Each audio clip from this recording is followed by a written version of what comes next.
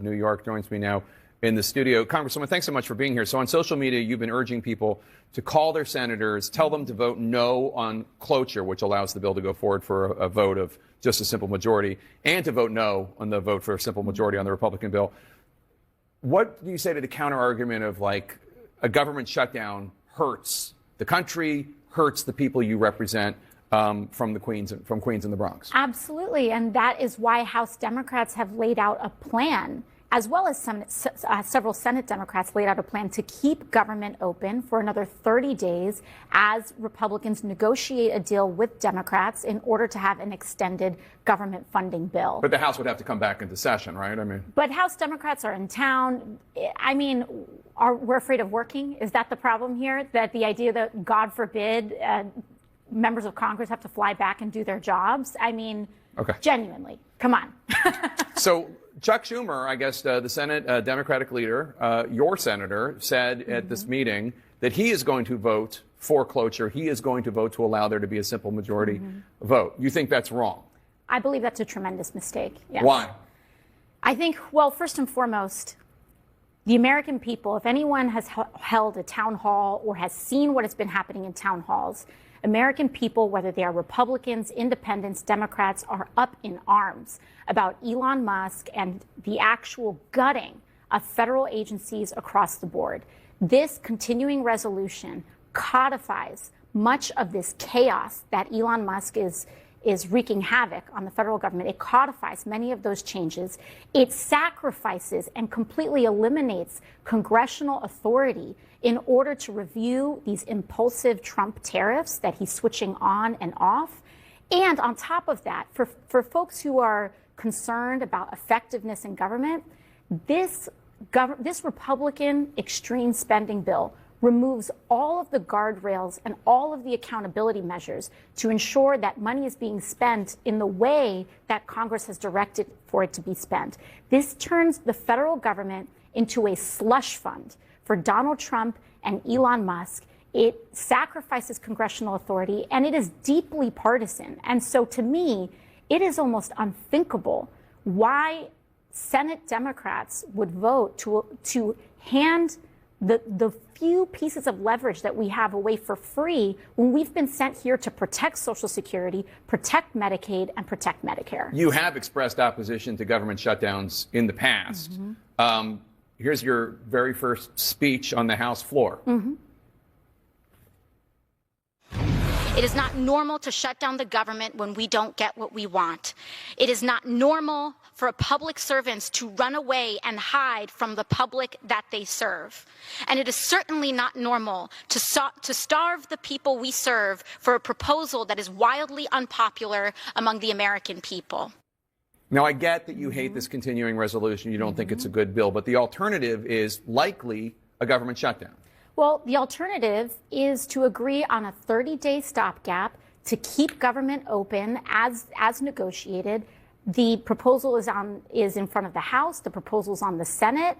Republicans had time to seek Democratic votes, and we can extend that time for them to seek that vote. Once again, we can come back. We can fly back. We can vote on this. We can get a stopgap measure, extend the amount of time to negotiate while we figure out a solution here for the American people. And I also agree, again, I maintain that position that government shutdowns, we can keep the government open with a 30-day clean CR.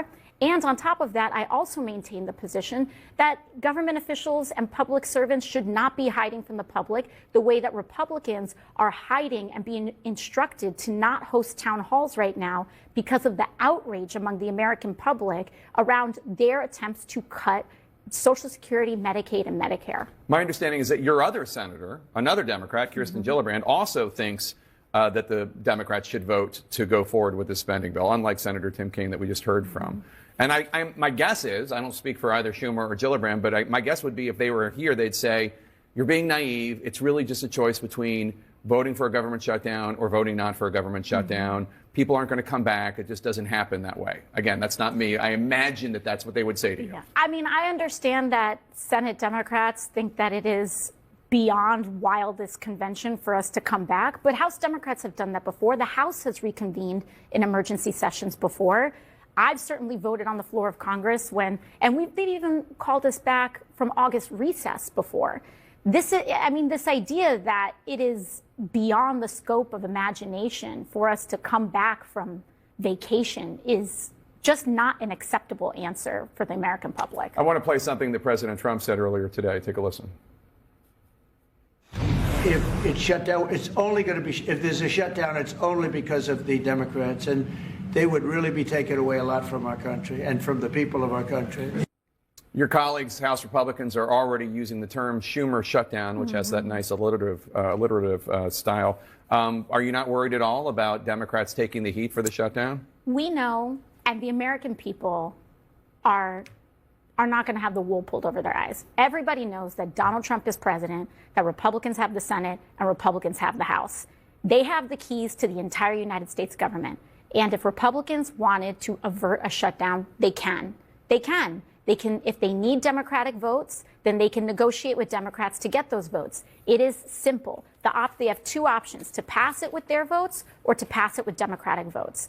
And we also see the data bearing this out. When you look at public polling from very reputable firms, we see that the American people understand that, and they know that the party in charge of government is the party that's in charge of keeping government open. What do you think of the job Democratic leaders are doing, not just Senate Democratic leaders, but also Hakeem Jeffries, the Democratic leader in the House, your fellow New Yorker, in terms of standing up to Trump?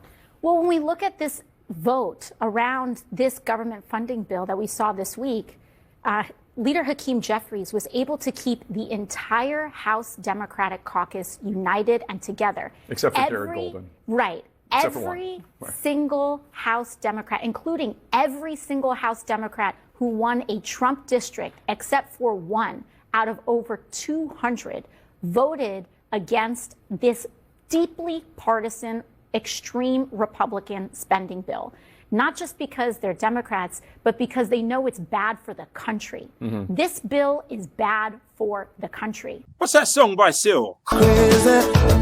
Crazy. Gather around as we tackle the age-old dilemma to ignore or not to ignore the Trump circus and Elon's escapades. It's kind of like deciding between unplugging your TV to avoid reality shows or watching just to see how low the bar can go. Really low. So strap in for a comedic roller coaster that it's less about the loops and, how should we say, more about the loopy. Okay. The case for ignoring, which is what I think Lawrence O'Donnell on MSNBC is going to do. This is day 52. I thought it was day 92. It turns out it's day 52, Rachel, and I'm exhausted at day 52. And so I'm going to take next week off. A world without Trump tweets. A world with no Trump. Imagine just for a second a world where we switch off Fox News, not difficult, where Trump's tweets are just distant memories of a bizarre era, or X's, when cap locks was not just a button but a way of life. Sounds peaceful, right? But then, who would we talk about at dinner or, compare things to wiping our backside? How would SNL fill its cold opens? That's half the problem, by the way. Ignoring Trump might sound as tempting as a diet during Thanksgiving, but remember, ignoring a problem doesn't make it disappear. It just lets it, build a casino there. And when it comes to Trump, failed casino, we risk missing the next episode where he tries to buy Greenland again. Well, I think it'll happen, and I'm just thinking, I didn't give it much thought before, but I'm sitting with a man that could be very instrumental. Mark, we need that for international security, not just security, international. We have a lot of our favorite players, cruising around the coast. Seriously, or swaps the nuclear codes for a lifetime supply of McDonald's. It isn't that far-fetched. It really isn't. Elon Musk, the zombie on crack. And that's an understatement. Elon, wandering through the tech world, the zombies off his head, its own supply of lithium. That is ignoring Elon could mean missing his next X, where he decides to start a Mars colony with only GameStop employees. Doji Doge. and a couple of confused astronauts. Has he actually been to rescue those astronauts yet? Ignoring Elon and Trump could lead to less drama, sure, but it's kind of like ignoring the burning smell in your house because you're, I don't know, enjoying a particularly captivating episode of, say, The Bachelor. Sooner or later, you're going to have to deal with a fire. 911. Or in this case, the fire tweet, or X, I don't know what we're meant to call them. Seriously, the dangers of letting them go unchecked, yeah? If we turn off the madness, which is tempting, who will keep an eye on those two? Without our vigilant watch, Trump might actually start a new social media platform. It's a joke. It's true social. Every like funds a brick in his fantasy border wall. What happened to that wall? And Elon, he'll start selling tickets to the sun soon, promising nighttime trips to avoid the heat or something like that. That guy just talks a lot of caca. Ignoring them might seem like a good idea until one morning you wake up to find your Tesla driving itself to a Trump rally. That can happen anyway. And your Twitter feed is just Elon tweeting, Mars, baby. That is kind of happening every 3 minutes. So my verdict, what's your verdict? Comment section. In conclusion, this is why I say it, as tempting as it is to ignore this daily chaos, this daily bullshit, we kind of need to watch these guys like a nature guide keeping an eye on the two strangest birds in the aviary. Because in a world as unpredictable as ours, the moment you stop watching, or it's the moment they start a podcast together about alien conspiracies and the art of the deal. I'm being sarcastic. But yes, keep the TVs on. Watch the tweets, the X's, and let's keep laughing.